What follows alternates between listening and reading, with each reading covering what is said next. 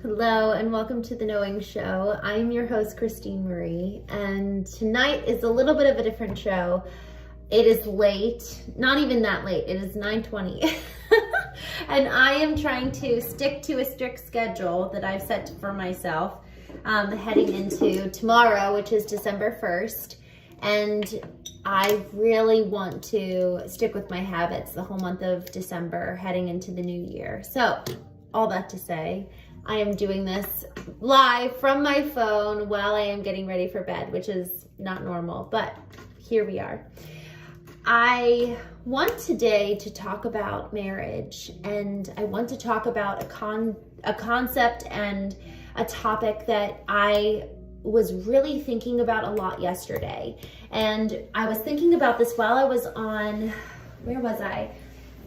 I was on a plane yesterday and I was watching this film, and I love romance. I just have always loved the Christmas cheesy Hallmark movies. And so I was watching a film yesterday, and they said it was about this movie of this woman who was a matchmaker. And so at the very beginning of the film, before she has her transformation moment, she's viewing marriage as a transaction, and she says every marriage is a business deal. And so she's just kind of having these throwaway lines, but I really started to think about it and really kind of started to lean in to this topic of marriage and what is the purpose of it. And I actually have spent a lot of time thinking about this ever since my marriage ended 4 years ago. And, you know, my marriage, or I guess 3 years ago, my marriage ended, and it just really broke me open.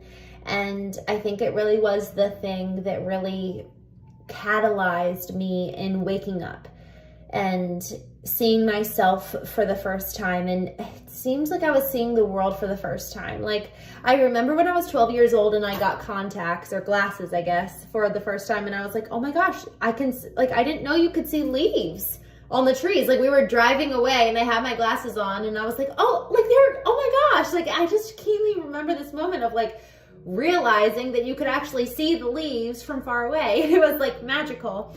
And it felt like that, you know, when I woke up when I was 28 years old after my husband left, and I was so devastated. And yet for the first time I looked in the mirror and I saw myself as I truly was in that moment, which was existing as a non-person. You know, my mom even, she said tonight, we were all at dinner, and she said, you know, I feel like I'm learning to be a person.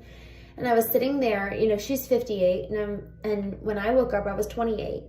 And y'all, it just hit me tonight once again, what a blessing when we go through these moments of pain that really do what brokenness is intended to do, which is break us open, if we let it. I mean, I was 21 when my brother-in-law was killed, and I was so devastated, but I never let brokenness do its job. I actually never let myself fully be broken open. I just really kept the pain close to my chest, and I never let myself really even feel it. I suppressed it, and I tried to keep it quiet, because I felt like, because it wasn't my husband who was killed, it was my sister's. You know, I loved my brother-in-law so much, and I was so devastated, but it wasn't my husband. And so I didn't have the same right that my sister had to grieve. And so because of that, I suppressed the pain and frankly kind of felt guilty. I'm going to take you over here to grab a washcloth. I hope you all don't mind. Thanks for joining me on my journey tonight as I get ready for bed. But in that process of not letting myself actually ever really truly grieve and like feel the pain, I never actually let myself break open. And so once I finally started letting myself break open after my husband left, man, it was like all of a sudden I, yes, felt the pain that was inside me over losing my husband and also losing my brother-in-law, but also I suddenly started seeing the world like bright and beautiful, and it was, oh my gosh, just like this magical, wonderful place to live. And so as I was watching this film yesterday, they were talking about, you know, marriage being this transaction. And so ever since I lost my husband and have been thinking about marriage, you know, what's the purpose? What's the intent of it? Because obviously our marriage didn't work out. And frankly, y'all, I got to admit, like a lot of my friends, and this is a tough earring to take out, a lot of the people that I know around me, friends, peers, colleagues, they don't necessarily have a marriage that I really want to emulate. You know, it doesn't really look all that great to begin with. And yet there's something about marriage that all of us are craving. And ever since my marriage ended, you know, I've really been thinking, what is it about marriage specifically? What that people want and that people crave? What is it about marriage that actually is the pure, real intent that frankly has just been really colored or convoluted, that we really don't actually, we're not pursuing it for what it was supposed to be in the first place. Like, why is it that marriage, we all want it, yet it continues to disappoint us, and yet we continue to enter into it? And so I've been thinking about this for the last few years, and I realized I think I need to create my own definition of marriage. And that makes sense because no one else is me. No one else has my unique story. No one else has my unique calling, and no one else is you. No one else has your unique story, your unique calling on your life. No one else was created for the reason that you were. So why would we enter into these constructs, whether it's marriage or even profession, assuming we can model someone else or a system or a pattern that was handed to us? Why shouldn't we assume that we need to create something new in pretty much every regard? The way that we parent, the way that we show up at our job, the way that we pursue our job, the way that we show up in our marriage. These boxes that are set before us, sure, maybe they're a good boundary, but they're not meant to be the model. And I've been thinking about that a lot because there's something about having a model that strips you and me of responsibility. We step into the model, or we step into the box that's laid before us, and we're like, oh, well, we'll just do what you tell us to. And if it doesn't work, we have someone to blame. And there's something about that that's kind of tempting. You know, it actually, in abdicating responsibility, we get to put our hands up and be like, well, it wasn't our fault. And having an excuse for something failing or not working out is really, really comfortable. There's actually almost like a willingness, and you guys tell me if this resonates with you, there's almost a willingness to incur pain or suffering when we know that it's not our fault than to take the risk of it being our fault and not knowing if it will be a success or it being a failure. You know, we'd rather exist in the certainty of misery than in the uncertainty of potential success, because at least we know that if it fails, we at least have someone to blame and fall back on. And we know what that's going to feel like. We know what to expect, rather than this concept of like, man, but if we win, we don't know what's going to happen. If we win, we don't know how people are going to react, and we don't even know what winning feels like. You know, there's a lot of ambiguity and a lot of uncertainty in success. And so there's kind of something I'm thinking back to, even in my own relationship, you know, when my husband and I were talking very much so towards the end, and I said, you know, I want an emotionally healthy marriage. And I didn't really know what that meant. Like, I wasn't not at all emotionally intelligent or healthy myself. I just was starting to learn about it, and I was really intrigued. I was like, I know that we're missing something. And when I said that, he was like, I knew that this was bound to happen. Do you want a divorce? And I was like, no, like, I want to fix this. I want to make it better. But there was something in his response where he was like, I knew that this was bound to happen. There was almost a predictive nature where he was like, well, of course this is going to end. Of course you're going to leave. And y'all, I think that we do that when we're vulnerable. I think we set this standard or this precedent of it's going to fail, it's not going to work out. And so that effectively keeps us safe from feeling the weight of loss than if we were to be surprised and caught off guard by it. So if we effectively can predict it, you know, we're able to protect ourselves. So the anticipated failure in and of itself is a guard, is an armor. It's almost a defense of sorts, you know? And so I just think that it's really worth us considering with our marriages, you know, what are the narratives that we're telling ourselves to keep us safe? What are the things about our relationships that are carried down or modeled for us that we've inherited that aren't necessarily what we would have wanted in the first place, but we've taken it and made it ours or made it a hallmark or staple of our life. And yet, man, if we were to choose, if we were to design it ourselves, we would have never chosen that to begin with. And so I'm just thinking about, you know, this woman in the film I was watching. She said business is transaction. And ultimately, it comes down to this question of, how do you want to live the rest of your life? How do you want your day-to-day to look? How do you want your mornings to look? How do you want your evenings to look, your weekends? And this concept of business being a transaction, you know, there's actually some truth to it that I kind of really like. Obviously, marriage is so much more than that. But if we were to think of it as a transaction, that you coming into my life and me coming into yours is the amalgamation, the parts coming together and creating a whole, you know, together we're going to create literally life. You know, so that when I look back at the end of my life and I question, am I proud of the life I've lived? I'm going to be looking at you and the decision I made to marry you and the way that we lived as a key part of that. And so really, who we marry really says a lot about our values. It says a lot about how we want to live every single day. So if we're choosing somebody who doesn't have any habits, somebody who's not motivated, who doesn't have big lofty goals, or maybe we're actually choosing somebody who maybe they have unattainable goals and they're a big dreamer and they don't ever do anything with their time. You know, there's so many ends of the spectrum. And somebody with big goals and somebody with very small goals, it doesn't mean that one's better than the other. What it means is that it reflects to you what you want and how you want to live. And that's where it's so important.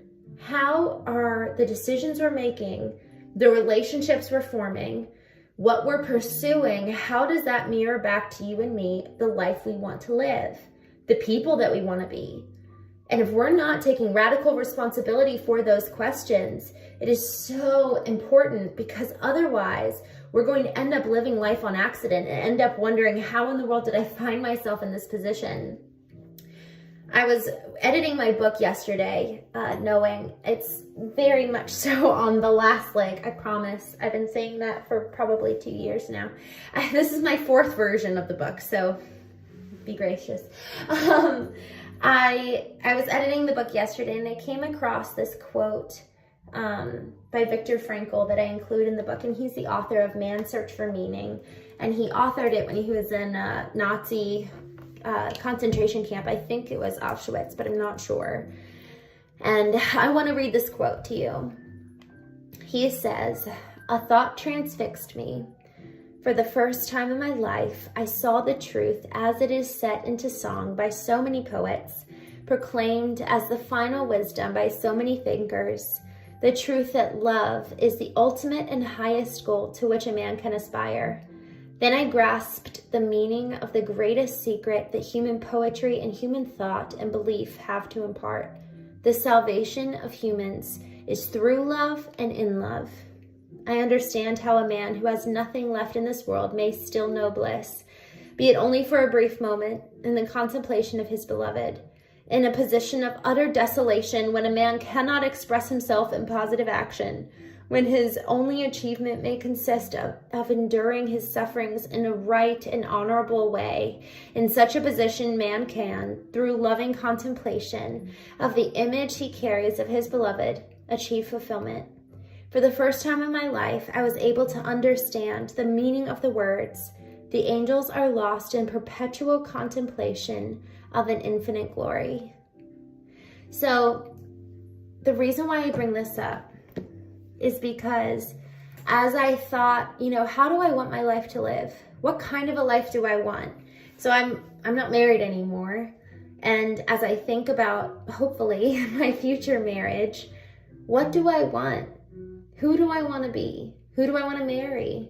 Because the life that I want is so much predicated on who I choose to live it with and who I choose to be in that relationship. But we have to define our markers of success, because if we don't do that, we cannot help it but end up repeating history and end up repeating what was modeled for us. So the reason why I bring up this quote, because he talks about the salvation of humans is through love and in love. And what is love even to begin with? I was asking myself this question back in May. I was in Croatia. I was doing a trip that my former husband and I did back in 2016. And it was kind of like a healing journey, I guess. I didn't intend to do it. I was actually in Italy and felt really compelled to do this trip. And I went on it, and it was hard. And as I was on the bus ride up the Croatian, I think it's the Dalmatian mountains, I think it is. And so I was on a bus ride following the coastline up the mountains to where the port was. And I was just really leaning into love. And I was like, what does that mean? I said I loved my husband, but how could I love him and how could he love me and then have it just completely die? Like, did I not love him? What is love? And so I started doing some recon and started actually looking up the origin word of love. And I found that the Greek word for love, there's actually 7 different words for love and 7 different meanings. One of them is a romantic love. One of them is a lustful love, which is kind of like the flirtatious early love that we feel towards someone that we like. And there's the brotherly love. And then there was also a love for oneself. It was like very much so kind of like a solo connection of love. And I realized, man, like there's so many different kinds. And so when we think about marriage and when we think about the cornerstones and like the core tenets of marriage, what makes marriage marriage, there's so little talked about in terms of what is this thing. Yes, a covenant. Yes, a contract. Yes, we're going in and promising forever to each other. But what does it actually mean and entail between 2 different people? Do we even know what it is that we're even committing to begin with? I had no idea that there were 7 types of love. And so at 20 years old, I got married, and then come to find out, I had no idea what I was doing. And so, y'all, I think it's so important, and this is kind of my challenge for myself tonight, and I'm extending it to you as well. What are the core pillars of what constitutes the life you want to live? Who do you want to be? How do you want to live every single day? And whether you're married now or you're going to be married, it's not too late to ask those questions. And it's not too late to have those conversations with your partner or with your husband or wife. Y'all, it is so important, because otherwise we are going to live life with our eyes closed or with our heads down, and we're not going to end up living a life that we're proud of. We're going to end up living with regrets. And so with that, I sat with that question yesterday of, okay, what kind of a life do I want to live? And this is what I wrote. And a lot of, some of this, actually you'll hear it based on the Viktor Frankl quote that I just read. You'll hear some of the inspiration of that in this musing, I guess you could say, of what I wrote. So this is what I wrote yesterday. I want to spend my life in service, in gazing upon the infinite glory, per what Viktor Frankl said, in the acting and proactive response to that stimulus. I want my response to be informed by the stimuli of Christ, by the stimuli of goodness and love. And even goodness and love are informed by pain. That does not mean the nullification or avoidance of sorrow. In fact, perhaps the purest form of this glory is when the veil is lifted between heaven and earth and we come to know the purity of pain. Therein lies the purity of love, to have known love to such a degree of the grief incurred. What a blessing that is. What a holiness. And for that reason, I want to spend my life propelled by love, gazing upon its beauty in all the faces of those around me, of nature surrounding me, all echoes of such glory. For creation mirrors its creator. Y'all, what I just shared in terms of how I want to live my life says a lot about the partner that I need to exist with. You know, recognizing that who I choose reflects my values, reflects the life I want to live, reflects the habits of my day-to-day. If I don't have clarity myself of my values, of the habits, you know, if I'm not actually living in accordance with the life that I want to live, there's no way that I think marriage will ever fix that. We have to become the people that are worthy of the partner and the life we want in the future.